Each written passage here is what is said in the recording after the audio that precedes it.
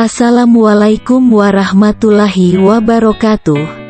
Halo guys, perkenalkan nama saya Nur Anggraini dari kelas F1 Manajemen dengan NPM 1012128. Di sini saya akan sedikit memaparkan tentang perhatian dan pemahaman konsumen. Video ini dibuat untuk memenuhi tugas evaluasi tengah semester mata kuliah perilaku konsumen.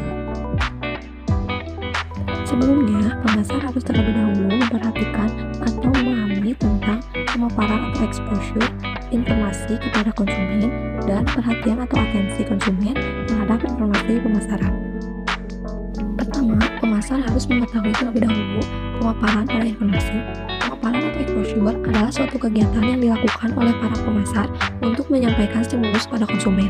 Bagaimana barang atau produk yang kita tawarkan dapat terekspos dengan baik kepada konsumen.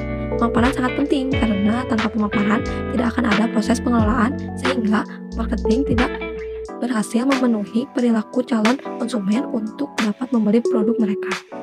Pemaparan atau exposure ini dibagi menjadi 3, yaitu pemaparan sengaja atau intentional exposure adalah konsumen terekspos secara sengaja dan terkontrol oleh konsumen. Artinya konsumen memang sengaja mencari informasi mengenai barang yang akan dibeli dikarenakan konsumen memang perlu barang tersebut untuk mencapai tujuannya.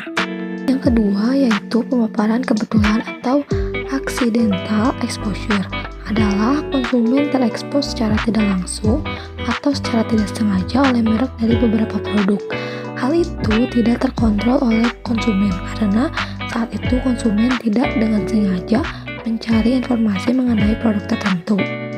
Yang ketiga yaitu pemaparan selektif atau selective exposure adalah di mana ketika konsumen memilah apa saja informasi yang akan dia terima dan tidak.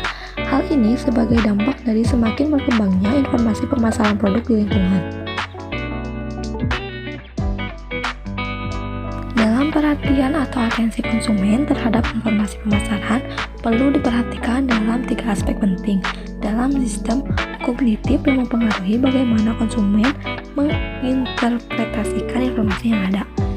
Satu yaitu proses interpretasi. Proses interpretasi merupakan sebuah proses yang melibatkan interaksi antara pengetahuan yang telah ada di dalam memori dan informasi dari lingkungan.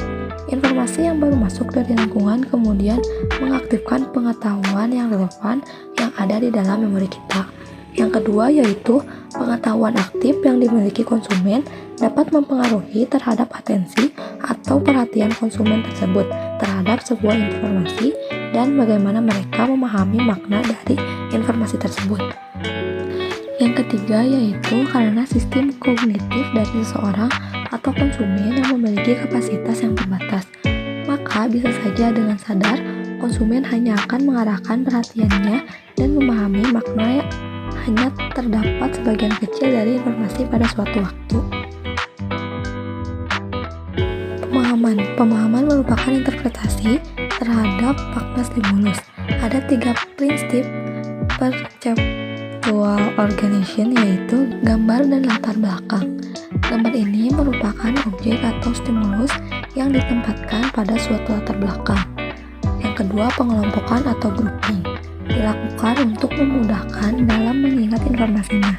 3 prinsip pengelompokan adalah kedekatan, kesamaan, dan juga kesinambungan. Yang ketiga ada closure, yaitu kondisi saat konsumen berusaha memahami suatu objek dalam arti yang utuh walaupun ada bagian dari objek yang hilang atau tidak lengkap. Adapun faktor-faktor yang mempengaruhi pemahaman, satu yaitu pengetahuan dalam memori yang biasanya dipengaruhi oleh faktor konsumen ahli dan konsumen pemula.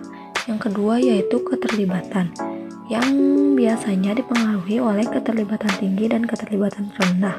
Yang ketiga yaitu paparan lingkungan, biasanya dipengaruhi oleh tekanan waktu, kondisi efektif konsumen, gangguan atau kebisingan keramaian, dan modifikasi ke lingkungan. Perhatian adalah kapasitas pengelolaan yang dialokasikan konsumen terhadap stimulus yang masuk.